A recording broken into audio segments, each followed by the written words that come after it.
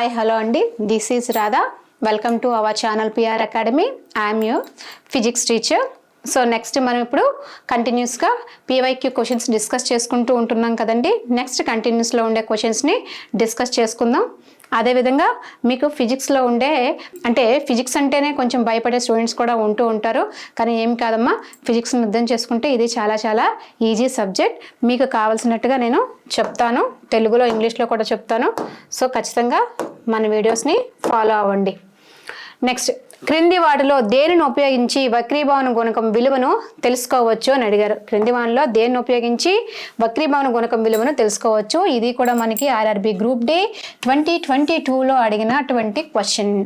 ఓకేనా? So value of refractive index can be calculated by using. మనకి refractive index తెలియాలంటే ఏదో ఒక ఫార్ములా తెలియాలి కదా. దేన్ని యూజ్ చేసుకొని రిఫ్రాక్టివ్ ఇండెక్స్ అంటే వక్రీభవన గుణకాన్ని కనుగొంటాం. న్యూటన్ నియమన్నా, ఓమ్స్ లానా, స్నెల్స్ లానా, మ్యాక్స్వెల్స్ చట్టానా? న్యూటన్స్ నియమం అనేది మనకి మోషన్కి సంబంధించిందమ్మా, మనకు తెలుసు కదా. F equals to MA. So ఇవన్నీ కూడా Newton's first law, second law, third law, ఇవన్నీ కూడా మోషన్కి సంబంధించినవి కాబట్టి ఇది కాదు. మనకి రిఫ్రాక్టివ్ ఇండెక్స్ అనేది దేనికి సంబంధించింది? Refractive index equals to C/V అంటే కాంతి వేగాలకి సంబంధించింది మనకి రిఫ్రాక్టివ్ ఇండెక్స్. సో దీన్ని క్యాలిక్యులేట్ చేయాలంటే న్యూటన్స్ లాస్ ఉపయోగపడతాయా? ఉపయోగపడవు. నెక్స్ట్ ఓమ్స్ లా అంటే V equals to IR. So దీన్ని ఉపయోగించి మనం ఏమైనా వీటిని క్యాలిక్యులేట్ చేయొచ్చా? లేదు. నెక్స్ట్, మ్యాక్స్వెల్ చట్టాలు అనేవి ఏంటంటే పార్టికల్స్, చార్జ్డ్ పార్టికల్స్ కోసం మనకి ఇవి చెప్తాయి అన్నమాట. చార్జ్డ్ పార్టికల్స్ కోసం మనకి ఇవి చెప్తుంది కాబట్టి ఇది కూడా కాదు. ఇంకేం చెప్తుంది అయితే? స్నెల్స్ లా మనం చెప్పాం. Mu equals to sin I by sin R. దీన్నే స్నెల్ నియమం అంటాము. అమ్మా. Mu equals to sin I by sin R ని మనం స్నెల్ నియమం అని అంటాం. అంటే ఇన్స్టెంట్ యాంగిల్ అంటే పతన కిరణం యొక్క కోణానికి, పరావర్తన కిరణం యొక్క కోణానికి మధ్య గల నిష్పత్తిని అంటే సైన్ విలువల యొక్క నిష్పత్తిని మనం ఈ రిఫ్రాక్టివ్ ఇండెక్స్ అంటే ఏంటంటే వక్రీభవన గుణకంతో ఇండికేట్ చేస్తాం. ఇది మనకి రిఫ్రాక్షన్ రూల్స్లోని సెకండ్ రూల్ అమ్మా. So mu equals to sin I by sin R ని మనం ఏమని చెప్తాం? Snell's law. సో దీన్ని యూజ్ చేసుకొని మనకి రిఫ్రాక్టివ్ ఇండెక్స్ని క్యాలిక్యులేట్ చేయొచ్చు. Mu equals to sin I by sin R. And next question అమ్మా, చూడండి. మయోపియా ఉన్న వ్యక్తి దృష్టిని సవరించేయడానికి ఏ రకమైన లెన్స్ అవసరం అని అడిగారు. Which type of lens is required for the correcting the vision of person with myopia అంటే షార్ట్ సైటెడ్నెస్. అంటే వాళ్ళు దగ్గరగా ఉండేవి చూడగలరు, దూరంగా ఉండే వస్తువులు చూడలేరు. చూడండి, మనకి నార్మల్గా ఉండే సైట్కి, కళ్ళకి సంబంధించిన సైట్కి తేడా ఉంటుంది. మనం దగ్గరగా మనం అనుకుంటాం షార్ట్ సైట్ అండి, నియర్ సైట్ అండి. షార్ట్ సైట్ అంటే మనం టక్కమని ఏం చెప్తాం? షార్ట్ సైట్ అనగానే దగ్గరగా ఉన్నవి కనబడవు, అందుకే దాన్ని షార్ట్ సైట్ అంటారు. కాదండి, ఖచ్చితంగా అది absolutely wrong term. So short site అంటే నియర్ సైటెడ్నెస్ లేదా షార్ట్ సైట్ అంటే ఏంటంటే మనకి దగ్గరగా ఉండేవి కనిపిస్తాయి, దూరంగా ఉండేవి కనిపించవు. కొంతమందికి చూడండి దూరంగా ఉండే పర్సన్స్ కనిపించరు, ఆ బస్సుల మీద పేర్లు అవి ఇవి కట్ట కనిపించవు. అటువంటి పర్సన్ సఫర్ అవుతున్న డిసీజ్ ఏంటంటే మయోపియా. అంటే వీళ్ళకి దగ్గరగా ఉన్నవి కనిపిస్తాయి కానీ దూరంగా ఉన్న వస్తువులు అనేవి కనిపించవన్నమాట. అటువంటి మయోపియాతో బాధపడే వాళ్ళని ఎటువంటి లెన్సెస్ యూజ్ చేసి, ఇప్పుడు మనకి షార్ట్ సైట్ ఉన్నా లాంగ్ సైట్ ఉన్నా మనం ఏం చేస్తాం? డాక్టర్ కాడికి వెళ్తాం. డాక్టర్ మనకి కరెక్ట్ కలద్దాలు ఇస్తాడు. ఏ కలద్దాలు ఇస్తాడు అనేది మనకు తెలియదు, కానీ వాళ్ళకి తెలుసు కదా ఎటువంటి కటకాలను ఉపయోగించిన కలద్దాలను ఇస్తాడు. అవి ఏ కటకాలు ఉపయోగిస్తారు? డైవర్జింగ్ లెన్సా, బైఫోకల్ లెన్సా, స్తూపాకార లెన్సా, కన్వర్జింగ్ లెన్సా? ఏంటి డైవర్జింగ్, కన్వర్జింగ్, బైఫోకలు కొత్తగా కనిపిస్తున్నాయి అని అనుకుంటున్నారా? అంటే నాకు తెలిసింది కుంభాకార కటకం, పుటాకార కటకం, కుంభాకార పుటకార కటమే కదా. మరి ఇవేటివి డైవర్జింగ్, కన్వర్జింగ్ అని వస్తాయని అనుకుంటున్నారా ఏంటా? చెప్తాను వినండి. డైవర్జింగ్ లెన్స్ అంటే ఇది కాన్కేవ్ అంటే పుటాకార కటకం. ఇదే కటకం అమ్మా, పుటాకార కటకం. కన్వర్జింగ్ అంటే కాన్వెక్స్ అంటే కుంభాకార కటకం. కుంభాకార కటకం. వీటికి ఎందుకు మేడం కాన్కేవ్ అంటే కన్వర్జింగ్ డైవర్జింగ్ అని వచ్చింది అని అంటే చూడండి, మనకి దీన్ని మనం కుంభాకార కటకం అంటాం. పుటాకార కటకం అనేది మనకి ఈ విధంగా ఉంటుంది. ఇది కాన్వెక్స్, ఇది కాన్కేవ్. ఇది కుంభాకార కటకం, ఇది పుటాకార కటకం. అయితే ఎందుకు మేడం కన్వర్జింగ్ డైవర్జింగ్ అంటే నేను చెప్తాను వినండి. సో ఇక్కడ ఈ కుంభాకార కటకం గుండా అంటే కుంభాకార కటకం గుండా లైట్ రేస్ అనేవి మనకి ఇలా వెళ్ళేటప్పుడు, ఇలా లైట్ రేస్ వెళ్ళేటప్పుడు ఇలా వంగి ప్రయాణిస్తాయి కదా. ఈ వంగి ప్రయాణించే లైట్ రేస్ అన్నీ కూడా ఒక పాయింట్ దగ్గర మీట్ అవుతాయి అన్నమాట. అదే ఫోకస్. ఒక పాయింట్ దగ్గర అవి మీట్ అవుతాయి. ఈ మీట్ అవుతాయి అంటే కన్వర్జ్ అవుతాయి, ఒకే దగ్గరకు వచ్చి కలిసిపోతాయి. ఇవన్నీ కూడా ఇక్కడ కన్వర్జ్ అవుతాయి. కన్వర్జ్ అవ్వడం వల్ల దీనికి కన్వర్జింగ్ లెన్స్ అని పేరు. అంటే ఒకే దగ్గర వచ్చి చేరుతాయి అన్నమాట. ఏవైతే రిఫ్రాక్టివ్ లైన్స్ అన్నీ కూడా ఒక దగ్గరకు వచ్చి చేరుతాయి. దీన్ని కన్వర్జింగ్ లెన్స్ అంటారు. అలా కాకుండా మనకి పుటాకార కటకం గుండా కనుక కాంతి అనేది పతనం చెందినప్పుడు ఏం జరుగుతుందని అంటే అవి ఇలా డైవర్జింగ్ అయిపోతాయి అన్నమాట. అంటే దూరంగా వెళ్ళిపోతాయి, డైవర్జ్ అనేవి అవుతాయి. అందుకే వీటిని డైవర్జింగ్ లెన్స్ అంటారు. కొన్నిసార్లు మనకి కుంభాకార కటకం పుటాకార కటకం అని కాకుండా కన్వర్జింగ్ లెన్స్ డైవర్జింగ్ లెన్స్ అని కూడా అడగొచ్చు. కన్ఫ్యూజ్ అవ్వకండి. సో కన్వర్జింగ్ లెన్స్ అంటే కుంభాకార కటకం, డైవర్జింగ్ లెన్స్ అంటే పుటాకార కటకం. సో దేన్ని ఉపయోగిస్తారు అని అంటే మయోపియాలో మనకు ఉపయోగించేది డైవర్జింగ్ లెన్స్ నమ్మా. డైవర్జింగ్ లెన్స్ని ఉపయోగిస్తారంటే పుటాకార కటకాన్ని మనకి ఉపయోగిస్తారు. ఏ కటకాన్ని? పుటాకార కటకాన్ని. డైవర్జింగ్ లెన్స్ని మనకి ఉపయోగిస్తారు.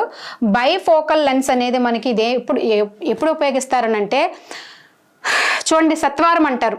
అంటే అవతల దూరంవి కనబడవు, దగ్గరవి కనబడవు. ముసలి వాళ్ళకి వస్తే సత్వారం దగ్గర నుంచి చూడండి, మనకి కళ్ళద్దాల్లో పై పాట అంతా ఇలా ప్లెయిన్గా ఉండి కింద పాటలో ఇలా ఒక కరువు ఉంటుంది, ఇలా ఒక కరువులా ఉంటుంది.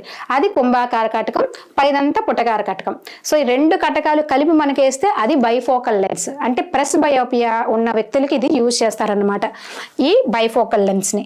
నెక్స్ట్ సిలిండ్రికల్ లెన్స్ అనేది నార్మల్ లెన్స్ అమ్మ. అది కన్వర్జింగ్ లెన్స్ అనేది మనకి హైపర్మెట్రోపియా ఉండే వాళ్ళకి ఉపయోగిస్తారు. కాబట్టి ఈ మూడు కూడా ఆన్సర్స్ కాదు.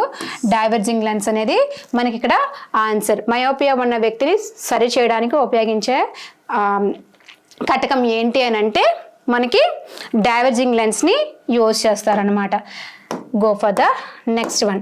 లెన్స్ యొక్క శక్తి దీనికి విలోమానుపాతంలో ఉంటుంది అన్నాడు. Power of lens is invertly proportional to power of lens is inversely proportional to what? P is inversely proportional to 1/f. 1/f focal పొడవుకి, ఫోకల్ లెంత్కి ఇది ఇన్వర్స్లీ ప్రొపోర్షనల్గా ఉంటుంది. అంటే ఫోకల్ లెంత్ అనేది పెరుగుతూ ఉంటే పవర్ అనేది తగ్గిపోతూ ఉంటుంది, ఫోకల్ లెంత్ తగ్గుతూ ఉంటే పవర్ అనేది పెరుగుతూ ఉంటుంది అనమాట. అంటే ఫోకల్ పొడవుకి ఇది ఇన్వర్స్లీ ప్రొపోర్షనల్గా ఉంటుంది. ఇంకా మీకు వ్యాసార్థము, ఫోకస్, వక్రత వ్యాసార్థం అనేవి తెలుసు. So P is inversely proportional to 1/f. P is inversely proportional to 1/f. So focal పొడవుకి ఇది విలోమానుపాతంలో ఉంటుంది. అంటే ఫోకల్ లెంత్ అనేది పెరిగితే పవర్ అనేది, ఇక్కడ ఫోకల్ లెంత్ పెరిగింది అనుకోండి, ఇంక్రీజ్ అయింది అనుకోండి, పవర్ అనేది డిక్రీజ్ అవుతుంది. అదే పవర్ ఇంక్రీజ్ అయితే ఫోకల్ లెంత్ అనేది డిక్రీజ్ అనేది అవుతుందన్నమాట. ఓకేనా? ఇది కూడా మనకి ఆర్ఆర్బి గ్రూప్ డి 2018లో అడిగినటువంటి క్వశ్చన్ అమ్మ. చూడండి ఏ టైప్లో క్వశ్చన్స్ అడుగుతున్నాడు అనేది ఒకసారి మీరు అబ్జర్వ్ చేయండి. Next, which of the following is not used to make lenses? Lenses తయారు చేయడానికి ఉపయోగించినది ఏది? వేటితో లెన్సెస్ని తయారు చేస్తారు, వేటితో లెన్సెస్ని తయారు చేయరు అనేది తెలుసుకోవాలి. సో సాయిలా, నేల, నీరు, గాజు, ప్లాస్టిక్. మనకి వాటర్, గ్లాస్, ప్లాస్టిక్ ఈ మూడు కూడా మనకి ఏంటంటే ట్రాన్స్పరెంట్. అంటే ఇప్పుడు ఇక్కడ ప్లాస్టిక్ ఉందనుకోండి, కొంచెం ట్రాన్స్లూసెంట్ అంటే పారభాషిక పదార్థం, కానీ కాంతి వెళ్తుందా వాళ్ళదా? ఖచ్చితంగా వెళ్తుంది, కొంతవరకు బయటికి వస్తుంది. అదేవిధంగా గాజు, నీరు వచ్చేటప్పటికి అవి ట్రాన్స్పరెంట్ మెటీరియల్స్, కాంతి వెళ్తుంది, అదేవిధంగా కాంతి కంప్లీట్గా మనకి బయటికి వచ్చేస్తుంది. కాబట్టి ఈ మూడుని ఉపయోగించి మనకి ఇక్కడ లెన్సెస్ని తయారు చేస్తారు. లెన్సెస్ అసలు ఎందుకు తయారు చేస్తారమ్మా? కాంతి ప్రయాణించాలి, అక్కడ వక్రీభవనం చెంది వెళ్ళాలి కదా. లెన్సెస్ యూజ్ చేసేదే మనకి కాంతి యొక్క సూత్రాలకి, వక్రీభవనానికి. కాబట్టి వాటరు, గ్లాసు, ప్లాస్టిక్లు లెన్సెస్కి యూజ్ చేయడంలో యూజ్ చేస్తాం, కానీ సాయిల్ని యూజ్ చేయం. మట్టి ద్వారా కాంతి ప్రసరిస్తుందా? ప్రసరించదు. మట్టి ద్వారా కాంతి ప్రసరించదు. కాబట్టి లెన్సెస్ తయారీలో సాయిల్ని మనం ఉపయోగించమన్నమాట. వాటర్ని, గ్లాస్ని, ప్లాస్టిక్ని వాడతాం. ఇక్కడ ఈ వాటరుని, గాజు అనేవి రెండు కూడా మనకి పారదర్శక పదార్థాలు. ఈ ప్లాస్టిక్ వచ్చేటప్పటికి మనకి పారిభాషిక పదార్థం కింద తీసుకోవచ్చు. అది అనుకుంటాం, కానీ పారిభాషిక పదార్థం అనేది కూడా కంప్లీట్గా మనం చెప్పలేం. కొంచెం నీట్గా ఉండే, ప్లెయిన్గా ఉండే ప్లాస్టిక్ అనుకోండి, it is also called as a transparent material. అంటే అది కూడా పారదర్శక పదార్థం కింద మనం చెప్పుకోవచ్చు. So go for the next one. So కాంతి డాష్ నుండి కంటిలోకి ప్రవేశిస్తుంది. కాంతి దేని నుండి కంటిలోకి ప్రవేశిస్తుంది? బల్బు నుండి, సూర్యుడి నుండి, కాంతి ఏదో కొవ్వొత్తుల నుండి కట్టాం అనుకండి. సో బయట నుంచి వచ్చిన కాంతి మన కంటి లోపలికి వెళ్ళడానికి ఫస్ట్ దేన్ని టచ్ చేసుకుంటూ లోపలికి వెళ్ళాలి అనేది అడిగి క్వశ్చన్ అనమాట. సో సిలిరీ మజిల్సా, కార్నియానా, ఐరిస్నా, లెన్స్నా? చూడండి, ఈ 4 కూడా మనకి కళ్ళలో ఉంటాయి. ఈ 4 కూడా కళ్ళలో ఉంటాయమ్మా.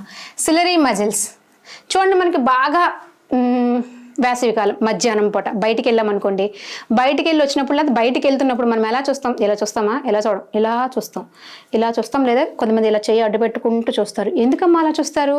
సో ఆ ఫోకస్ అంతా కంట్లోకి వెళ్లకుండా మనం కంట్రోల్ చేస్తాం. మన కళ్ళ తాలూకా కంట్లో ఉండే పీపుల్ని సైజ్ని ఇలా తగ్గించి కంప్రెస్ చేసి, అంటే కళ్ళకి హాని కలగకుండా ఆటోమేటిక్గా అది సెట్ అవుతుంది అనమాట.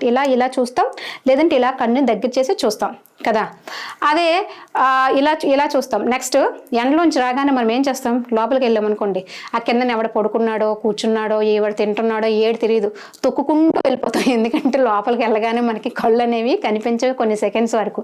ఎందుకు అంటే అప్పటి వరకు కళ్ళు తాలూకా లెన్స్ని ఇలా చేసాం కదా, ఒక్కసారి లైటింగ్ వచ్చేటప్పటికి ఇలా అనేటప్పటికి ఆ అడ్జస్ట్ అవ్వదు అనమాట. ఫోకల్ లెంత్ అనేది మనకి అడ్జస్ట్ అవ్వక సరిగ్గా కనిపించదు. అందుకే కిందన ఎవరిలో పడుకున్నా కుమ్ముకొని మరి లోపలికి ఎంటర్ అయిపోతాం అనమాట. సో సిలిరీ మజిల్స్ తాలూకు వర్కింగ్ ఏంటంటే మన కళ్ళని పెద్దవిగా చేయడానికి లేదా చిన్నవిగా, అంటే ఈ ప్యూపుల్ తాలూకా సైజ్ని అవి ఇలా పైకి కిందికి కంప్రెస్ చేయడానికి, పెద్దవి చిన్నవి చేయడానికి ఉపయోగపడతాయి అన్నమాట. ఇవి పీపుల్ సైజ్ని అడ్జస్ట్ చేస్తాయి. ఇవి పీపుల్ సైజ్ తాలూకా అడ్జస్ట్, అంటే పీపుల్ అంటే ఏం లేదు, మనకి ఇప్పుడు కళ్ళు ఉన్నాయా, ఆ కళ్ళ మధ్యలో ఒక రంధ్రం లాగా ఉంటుంది చూడండి, మ్యాక్సిమం బ్లాక్ స్పాట్ లా ఉంటుంది, దాన్ని పీపుల్ అని అంటాం. సో దాని తాలూకా సైజుని, దాని ద్వారా కంటి లోపలికి మనకి కాంతి అనేది వెళ్తుంది. దాని సైజుని పెద్దగాను లేదా చిన్నగాను చేయడానికి ఉపయోగపడేదే మనకి ఈ సిలిరీ మజిల్స్. మనకి ముసలి వాళ్ళకి బాగా కళ్ళు కనబడకపోవడానికి కారణం, అంటే ముసలి వాళ్ళే కాదండి, ఇప్పుడు రోజులో చిన్నపిల్లలకు కూడా కళ్ళు సరిగ్గా కనబడట్లేదు. బికాస్ ఆఫ్ సెల్స్, మొబైల్స్ ఎక్కువ చూస్తూ ఉండడం వల్ల మనకి, నాకు కూడా సరిగ్గా కనబడదు అనుకోండి, సో కళ్ళు అనేవి సరిగ్గా కనిపించవు. బికాస్ ఆఫ్ ఈ సిలిరీ మజిల్స్ అనేవి మనకి కొంచెం లూజ్ అయిపోతూ ఉంటాయి అన్నమాట. ఇవి people size. Next cornea. Cornea అంటే ఏంటంటే మన కంటిలోని ఫ్రంట్ పార్ట్ ఉంది కదా, ఒక లేయర్ లాగా ఉంటుంది. ఆ ఫ్రంట్ పార్ట్లో ఉండే లేయర్నే కార్నియా అని అంటాం. Next iris. ఐరిస్ ఏంటంటే మన కళ్ళు తాలూకా రంగును తెలిపేది ఐరిస్ అమ్మ. అంటే బ్లూ ఐస్ ఉంటాయి, బ్రౌన్ ఐస్ ఉంటాయి, ఎల్లో ఐస్, బ్లాక్ ఐస్ అంటే వైట్. ఈ కళ్ళ తాలూకా కలర్ని ఏది తెలుపుతుంది అని అంటే ఈ ఐరిస్ తెలుపుతుంది. లెన్స్ అనేది మనకి తెలుసు, కంటి లోపల మనకి లెన్స్ ఉంటుంది. మన కంటి లోపల ఉండే లెన్స్, మన కంటి లోపల ఉండే లెన్స్ ఏంటమ్మా? Convex lens. మన కంటి లోపల ఉండే లెన్స్ కాన్వెక్స్, కుంభాకార కటకం మన కంటి లోపల ఉంటుంది. కుంభాకార కటకం అనేది మనకి కంటి లోపల ఉంటుంది. ఈ సిలిరీ మజిల్స్ తాలూకు పని ఏంటంటే ఆ కుంభాకార కటకాన్ని పైకి ఇలా తీయడం లేదా దగ్గర తేవడం, ఇదనమాట. సో కాంతి డాష్ నుండి కంటిలోకి ప్రవేశిస్తుంది కార్నియా. ఇది కంటి యొక్క మొదటి భాగం. కంటి యొక్క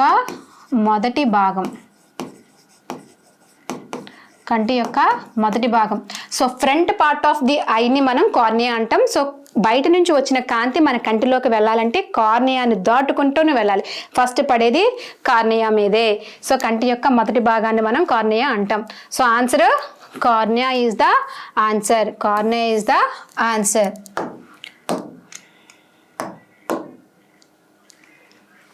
చూడమ్మా, నెక్స్ట్ మనకి మన పిఆర్ అకాడమీ యాప్లో ఆర్ఆర్బికి సంబంధించి చాలా రకాల కోర్సులు మనకి అవైలబుల్గా ఉన్నాయి. సో మీకు ఏ కోర్స్ అయితే కావాలో ఒకసారి పిఆర్ అకాడమీ యాప్ని డౌన్లోడ్ చేసుకుని కోర్స్ని ఒకసారి చూసి మీకు కావాల్సిన కోర్స్ని పర్చేస్ చేసుకోండి. అదేవిధంగా పిఆర్ అకాడమీని సబ్స్క్రైబ్ అవ్వండి. నా వీడియోస్ కోసం physics and chemistry and more over చాలా వీడియోస్. సో ఈ వీడియోస్ కోసం మీరు మన ఛానల్ని రెగ్యులర్గా ఫాలో అవుతూ ఉండండి. కమింగ్ డేస్లో మనకి నోటిఫికేషన్స్ రాబోతున్నాయి కాబట్టి మీకు ఇది ఎంతగానో యూజ్ అవుతాయి. So please keep watching the PR Academy channel and follow my videos. Do subscribe and like the video and share the video. Thank you.